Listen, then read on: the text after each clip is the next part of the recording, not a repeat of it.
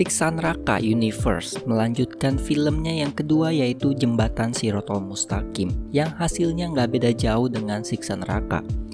Jembatan Shirotol Mustaqim menceritakan Arya, seorang anak pejabat yang korup, mengalami penglihatan jembatan Shirotol Mustaqim pasca terkena kecelakaan bersama ayahnya. Nah, ayahnya ini pejabat yang terpaksa korup.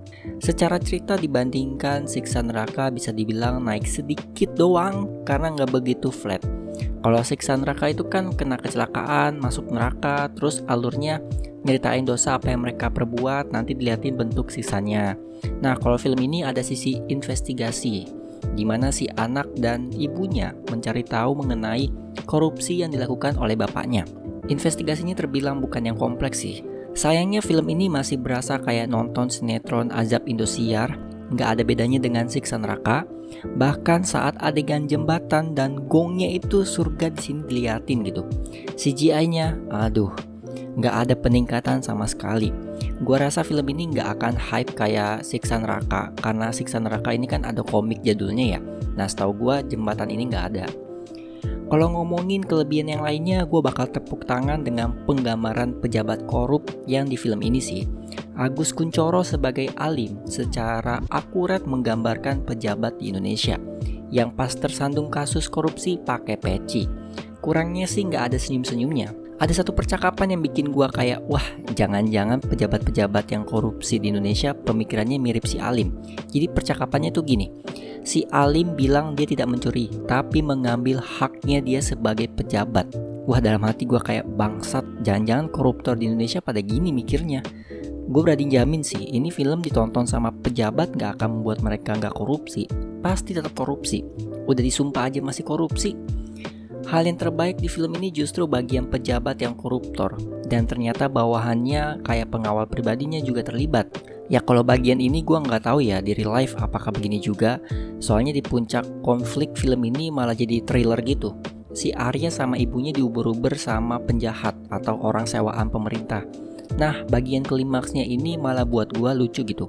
Secara garis besar, si Arya dan ibunya mau kasih bantuan diam-diam ke desa yang belum dapat bantuan. Kenapa diam-diam? Ya karena Satgas yang turun ke lapangan, kemungkinan ada korup juga. Jadinya mereka turun bertiga aja, satunya itu bisa dibilang pemimpin Satgasnya lah. Nah, masuk ke eksekusinya malah kocak gue liatnya. Awalnya mereka bawa bantuannya ini pakai truk, tapi abis itu jalan kaki pakai karung buat bawa bantuannya. Ini momen yang bikin kayak maksa banget gitu. Meskipun sudah ada alasannya kenapa mereka turun bertiga doang, tapi eksekusinya tuh jadi maksa dan lucu. Belum lagi naskah yang berasa dipaksa. Mereka bertiga dan yang ngejar mereka satu orang doang. Selalu ada momen mereka ini bisa nyerang secara keroyokan, tapi apa yang terjadi? Ya, mereka nyerang secara bergantian atau kabur duluan. Terakhir, beberapa hal yang kocak di sini yaitu kok bisa-bisanya mereka masukin orang bule pas adegan jembatannya. Ya sebenarnya ini bisa didebatin ya, tapi gue nggak mau bahas soal itunya ya. Masalahnya itu kenapa harus bule gitu yang dimasukin? Ini gue penasaran, mereka beneran ajak orang bule syuting atau jangan-jangan ini ngambil aset?